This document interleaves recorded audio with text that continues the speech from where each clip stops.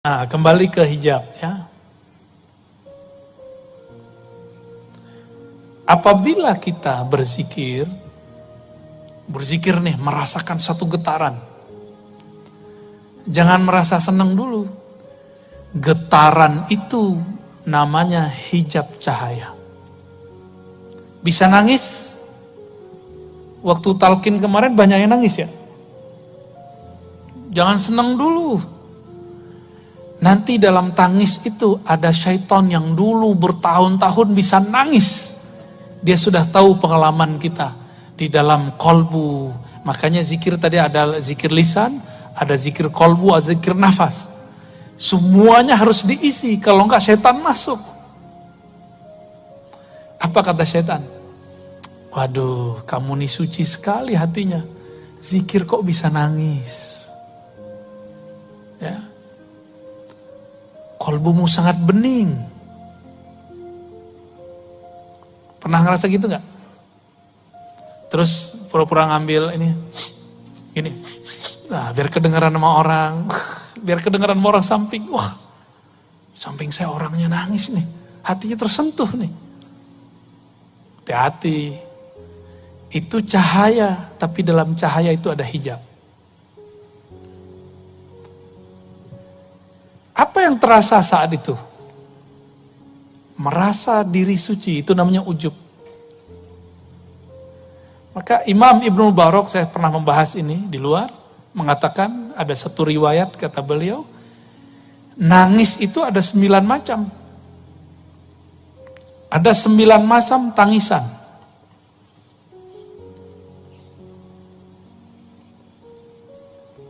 Semuanya ria kecuali satu. Tangis apa itu? Tangis karena takut kepada Allah Subhanahu wa ta'ala. Orang nikah nangis, orang cerai nangis, lahir anak nangis, mati bapaknya nangis. Itu nangis biasa aja. Muhasabah bisa nangis, kejepit kakinya nangis. Apalagi putus cinta nangis. Cintanya diterima, nangis, banyak tangisan. Kata 9 itu bukan menunjukkan batasan, menunjukkan banyak. Tangisan itu banyak. Tapi cuma satu tangis yang diterima Allah. Itu tangis karena takut kepada Allah. Nah, takut ini bisa didapat dengan menyebut namanya, mengenalnya. Nah, ada orang kayak kita-kita ini, mungkin yang hadir ini hatinya suci-suci ya, insya Allah ya. Amin. Senang aja dibilang suci. Ya. Ada orang dari kecil seakan-akan gak pernah maksiat. Zikir, tapi gak pernah bisa nangis. Maka disitulah perlu ada hijab yang kedua, kegelapan. Ini kan cahaya, taat dari kecil. Ilmu, nyantri, ikut majelis zikir. Ada orang gak bisa tersentuh. Dia sudah taat tapi dia bingung. Kok sholatku gak ada rasa ya? Kok zikir ikut pengajian tapi kok masih gelisah?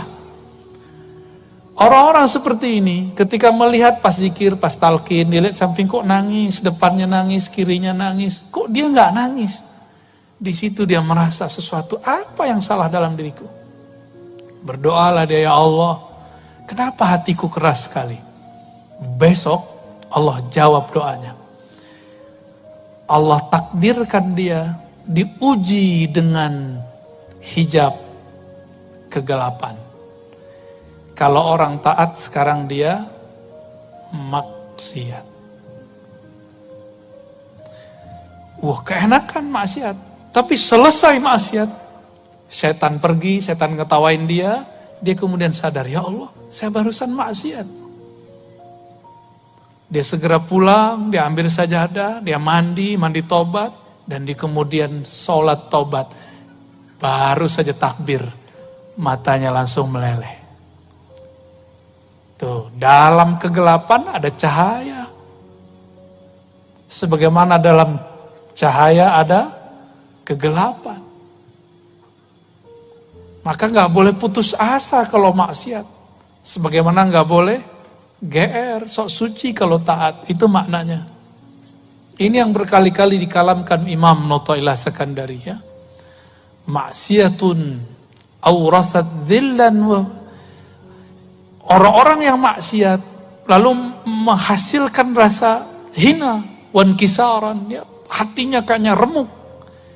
Itu kadang-kadang lebih baik, ini bukan nyuruh maksiat loh ya. Ini saya nggak nyuruh maksiat loh besok. Lebih baik kadang daripada taat tapi membuat istikbara, orang sombong. Jadi terbayang tadi kalimat begini, hijab. Dalam hijab ini, dalam hijab cahaya itu ada hijab yang lain, ada hijab lain, berlapis terus. Beginilah terus. Enggak ada habisnya. Jadi dalam cahaya itu ada gelap, dalam gelap itu ada cahaya.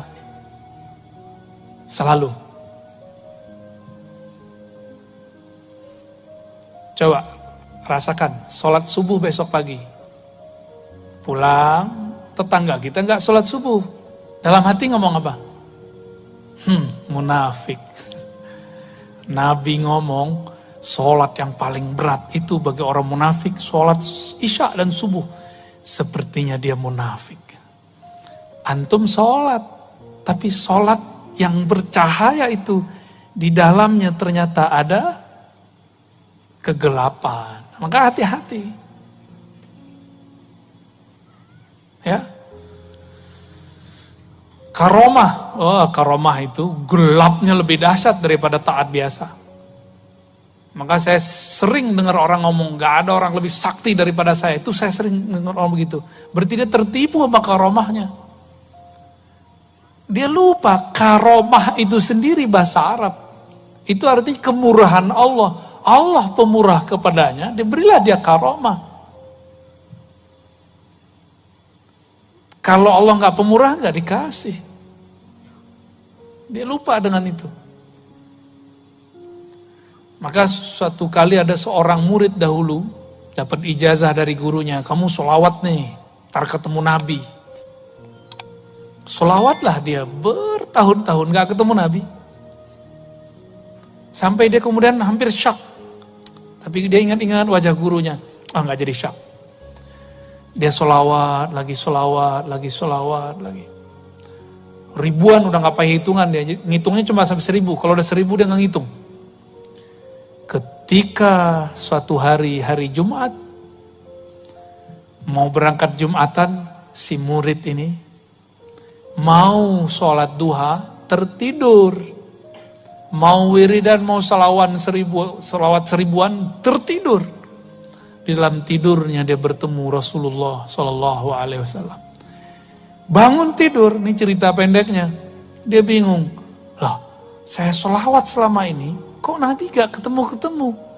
Giliran tertidur kok Nabi ketemu? Gimana tuh Pak? Dibukalah kitab Al-Hikam, ketemu di dalam Hikam. Ya, kenapa Allah memberikan warid? Itu namanya warid. Warid itu anugerah dari Allah. Bukan bersamaan wirid. Supaya seorang murid tidak merasa dia mendapatkan warid karena wiridnya. Ya, jadi ini jawaban bagi yang sudah beramal selama ini, yang ngamalin sholawat ini, sholawat itu, pengen kaya baca waqiah ya. Kok nggak kaya-kaya? Kaya sih ya, kayak orang kaya, tapi bukan kaya. Kenapa? Karena kita diberikan warid anugerah bukan karena wirid itu, tapi karena Allah memang ingin memberi. Kapan Allah ingin memberi?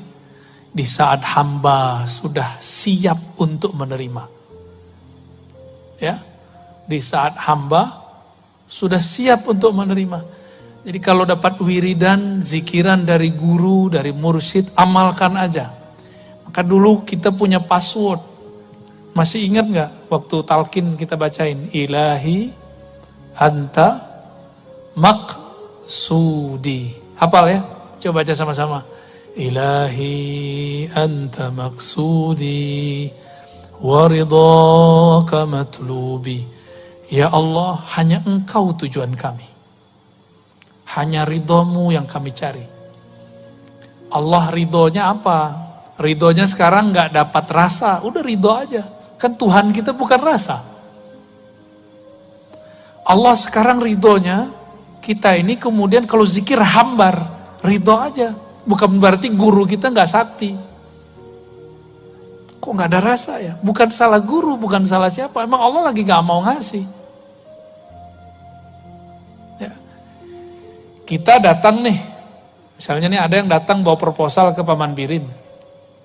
Udah 30 hari gak dikasih-kasih. Itu berani gak bentang Paman Birin? Paman, gue udah kasih proposal kok gak dikasih-kasih juga? Kok gak dibales? Berani gak gitu? Sama makhluk gak berani loh. Masa sama Allah berani? Dan berapa banyak orang ngomong sekarang, saya sudah doa sekian kali, kok Allah gak kasih? Itu hijab. Jadi doa itu sendiri bisa jadi hijab. Di saat doa jadi hijab, apa kata Nabi SAW? Ya. Man syaghalahu, hadis qudsi, man syaghalahu dzikri am mas'alati. Siapa yang sibuk dengan mengingatku, berzikir kepadaku. An mas'alati, sehingga dia tidak sempat bermohon, meminta kepadaku. A'taituhu ma u'tiya bihis sa'ilin. Ma u'ti bihis sa'ilin. Aku akan berikan kepadanya apa yang diminta oleh orang-orang yang meminta. Yang meminta belum tentu dikasih. Karena dia bentak-bentak Allah. Ya. Ada lagi yang ngomong, saya sudah sholat, saya sudah zikir, tapi kok gak dapat kerjaan juga. Loh apa urusannya? Ya. Dia sholat, zikir di atas sajadah. Kalau mau cari kerja, dia jalan di muka bumi Allah. Itu dua hal yang berbeda. Jangan disama-samain, apalagi yang lagi cari jodoh. Ya. Lagi nyari jodoh, duduk di atas sajadah gak cukup. Harus kemudian ngomong, bersilaturahim. Ya, para jombloan dan jomblowati. Selamat jomblo ya.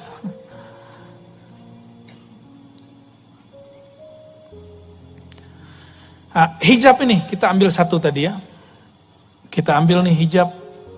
Ini hijab zikir. Ini teman-teman, hijab yang sangat tebal sekali itu hijab zikir. Tebal sekali. Maka zikir itu banyak. Zikir itu sangat banyak. Tapi hijabnya hijab cahaya. Dulu waktu saya berkhalwat 40 hari, kami diuji oleh guru-guru kami, mursyid-mursyid kami. Jadi disuruh zikir malam hari, 12.000 kali sekian. Besok pagi, nah nanti dilihat ujiannya, besok pagi atau sore. Sore kita mau berbuka, nanti pada ngobrol. Waduh, hari ini saya ngantuk sekali. Kenapa?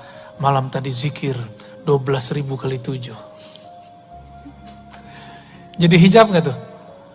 Dia zikir 12.000 kali 7, itu cahaya. Tapi dia sebut zikir itu jadi gelap, namanya ujub.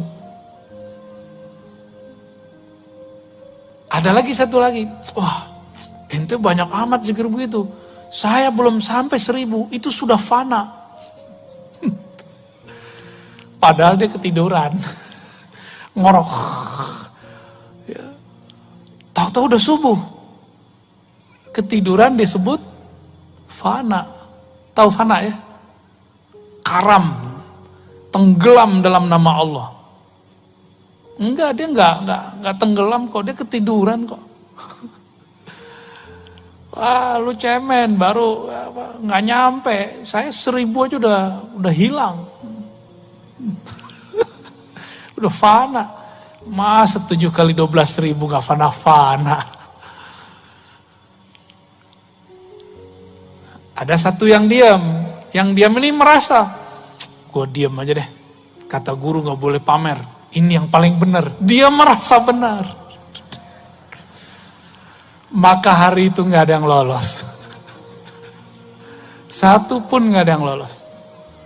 Malam besok zikir lagi terus lah begitu. Adalah 10 hari. Saya nggak tahu saya lolos apa enggak tuh.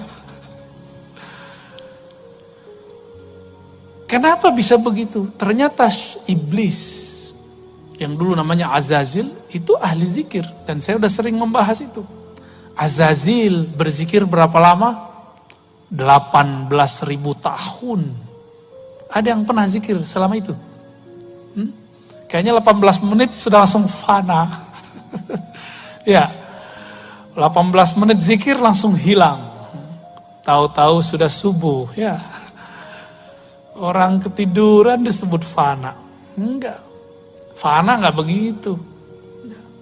Fana itu ada yang diingat sebelum fana. Getarannya dahsyat sekali. Ketika kalimah itu sangat berat, baru namanya fana, kayak pingsan.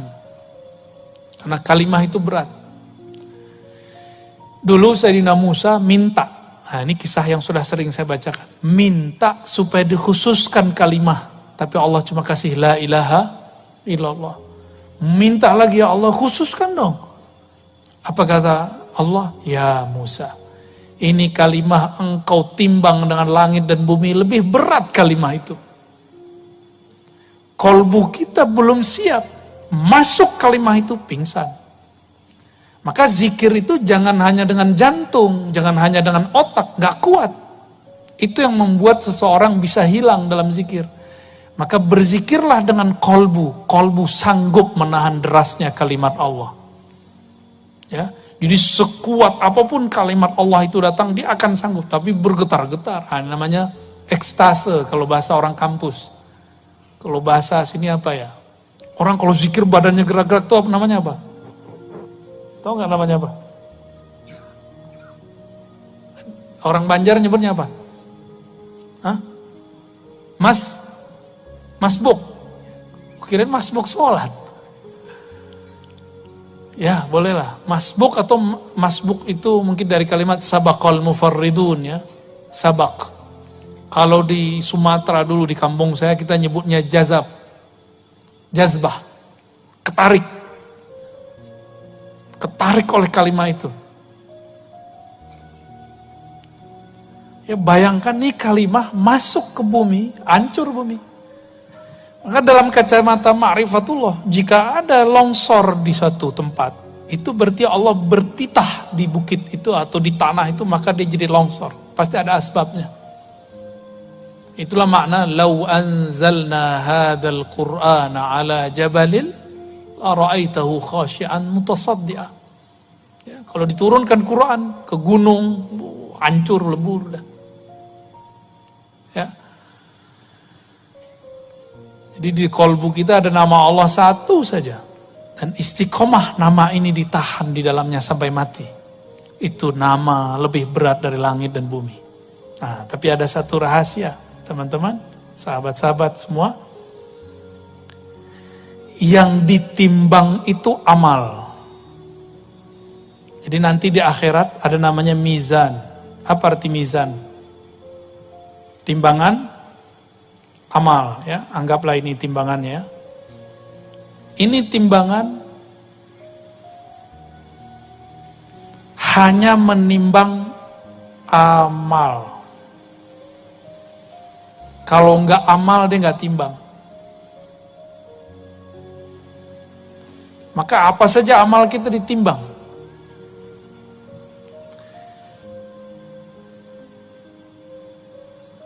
Yang gak sanggup ditimbang oleh mizan ada. Kalimah Allah masih bisa ditimbang. Masih bisa ditimbang. Ini yang disebutkan dalam hadis Imam Baihaqi. Ada orang bermaksiat sepanjang hidupnya. Sebelum meninggal dia tobat di tangan seorang wali. Meninggal. Sebelum mati, dia tobat. Di tangan seorang wali, wali ini mengajarkan nama Allah. Maka dia meninggal, di kolbunya cuma ada satu modal. Yaitu lafaz Allah. Di riwayat Imam Tirmizi, la ilaha illallah. Jadi ini digabung, sama aja. Ditimbanglah semua amal buruknya. Ditaruhlah di sini. Ternyata amal buruknya sepanjang hidupnya. Dicari amal baiknya nggak ada. Nyapa orang enggak, ada orang nyapa dia bilang, apa lo lihat? Ada orang bantu dia bilang, yang so-soan, gue juga bisa. Malah nyuruh, lebih dari itu, malah nyiksa orang dia. Nggak pernah baik ke pasangannya, nggak pernah baik ke anaknya, nggak pernah baik ke tetangganya. Semua orang dia sakiti. Tapi di hatinya gelisah, dia mengatakan, ini nggak benar cara hidup begini. Maka dia datang kepada seorang wali. Ya. Wali ini mengajarkan nama Allah Subhanahu wa Ta'ala. Ketika sudah ditimbang, kira-kira kalau amal baiknya nih, ini kan baik nih, nggak ada isinya. Yang berat yang mana? Yang buruk. Ketika amal buruknya berat, malaikat azab sudah siap mengikat dia dengan ikatan dari api neraka. Ya, udah siap nih. Tahu-tahu Allah berfirman, wahai para malaikatku, tunggu. Buka dulu kolbunya, buka dulu dadanya, siapa tahu ada sesuatu di dalam dirinya. Dibukalah dadanya, ternyata jantungnya menyebut nama Allah. Itu yang dia pegang sampai sebelum mati. Kata Allah, ambil itu. Ambil itu jantung, pindahin ke timbangan. Lebih berat mana? Lebih berat nama Allah. Maka yang sudah ditalkin berapa bulan yang lalu, tolong diamalkan itu. Walaupun 40 kali ba'da sholat. Ya, habis sholat, diam sebentar, istighfar, baca Fatihah, tawasul yang kita mau, Nabi, Abah Guru Sekumpul, Syekh Saman, atau siapapun ya, yang jadi guru kita. Lalu kemudian kita zikir sebentar. Allah, Allah, 40 kali aja. Kalau lagi sibuk 7 kali. Tapi pelan-pelan, kita nggak cari angka di akhir zaman ini. Di akhir zaman ini yang kita cari adalah kualitas. Nah, ada yang nggak bisa ditimbang. Itu nama Allah masih bisa ditimbang. Apa yang nggak bisa ditimbang? Ilmu mengenai Allah. Makanya di dalam Al-Quran kita sering baca habis maghrib. Syahidallahu annahu la ilaha illahu wa wal malaikatu wa ulul ilm. Allah bersaksi dengan ilmunya dan para malaikat serta orang-orang yang memiliki ilmu. Ilmu ini gak dapat ditimbang oleh mizan. Jadi yang ditimbang cuma amal. Ilmu tidak bisa ditimbang. Oleh karena itu, surat Muhammad ayat 19, fa'lam annahu la ilaha illallah. Maka ilmuilah olehmu sebelum mengatakan la ilaha illallah. La ilaha illallah masih bisa ditimbang, tapi ilmunya gak bisa ditimbang. Ya. Ini yang jadi PR kita ke depan. Maka ilmu kita, jalan pulang kepada Allah adalah mengenal siapa Allah itu. Itulah jalan pulang. Ya, itulah jalan pulang. Dan saya merumuskan dengan izin Allah dan isyarat dari guru-guru yang kita sebut haikal ma'arif. Haikal ma'arif itu artinya haikal ma'rifat. Kata orang Banjar apa? Ilmu ketuhanan.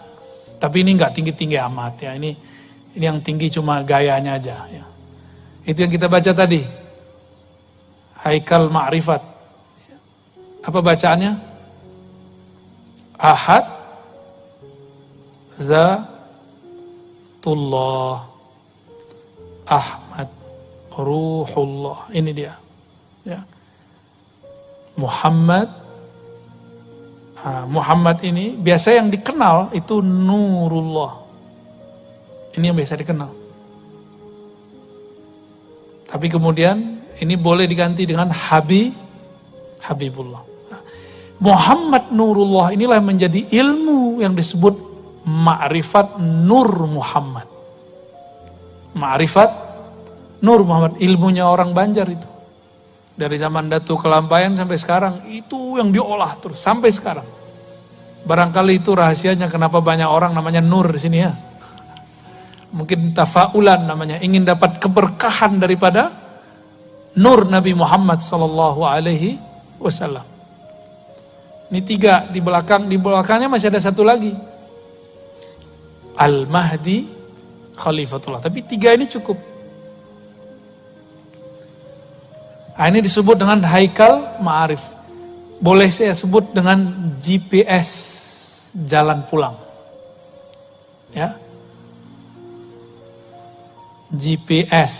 Benar tulisannya?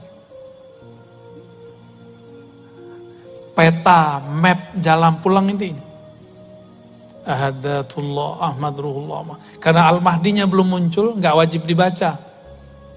Tapi kalau nanti sudah muncul, karena sekarang sudah banyak yang ngaku jadi Al-Mahdi, bener nggak? Ya. Dan Al-Mahdi itu rumusnya satu, zuriat Rasul Sallallahu Alaihi Wasallam. Ini bisa jadi dari Banjar nih ntar, ngaku-ngaku. Ya, bisa jadi dari Pontianak, bisa jadi dari Jawa, bisa jadi dari Hadramaut, bisa dari mana-mana nanti orang. Pakistan sudah ada yang ngaku, di Mesir sudah ada yang ngaku, di Maroko sudah ada yang ngaku, di Indonesia sudah ada yang ngaku, di mana-mana sudah ada yang ngaku. Nah kalau nggak mengerti Haikal Ma'rifat, kita nggak tahu yang mana sebenarnya petanya. Maka mencari Al-Mahdi bukan mencari fisiknya, hidungnya mancung, jidatnya lebar, seperti hadis Abu Daud. Itu nanti setelah islah baru ketahuan. Ada namanya islah. Al-Mahdinya dibenerin, berarti Al-Mahdinya sekarang lagi nggak bener. Kita nggak tahu di mana kan? Allah tutupin di mana, Allah rahasiakan di mana. Bisa jadi orang yang kita kenal selama ini, bisa jadi bukan. Yang penting zuriat Rasulullah Sallallahu Alaihi Wasallam. Habis ini kayaknya banyak nih zuriat Nabi yang bakal ngaku nih. Wah hidungnya mancung nih ya. Jidat lebar, waduh. Tapi yang saya tahu para habaib itu takut. Ngaku Habib aja takut. Saya nggak pantas jadi Habib, malah gitu ngomongnya. Ini Habib yang asli, ngaku nggak pantas jadi Habib. Gimana ngaku jadi pantas jadi Al-Mahdi? Nah ini uraian ini teman-teman, sahabat-sahabat semua yang hadir ya. Malam ini jam 8 nih, udah jam 12, masih kuat? Serius? Beneran?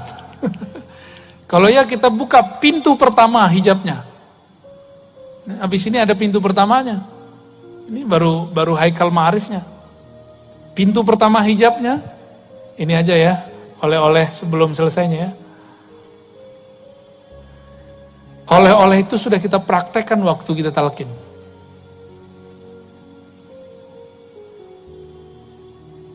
Jadi hijab apa saja. Jadi anggaplah kita akan menuju Allah. Maka banyak tangga-tangga di sini, jalannya macam-macam sih untuk menuju kepada Allah Subhanahu wa taala. Pintu gerbang pertamanya di sini itu bernama Taubah. Tapi bukan seperti yang kita bayangkan. Astagfirullah, bukan itu. Taubah. Taubat. Itu pintu hijab pertama. Mau pulang kepada Allah, ini pintu hijab pertamanya.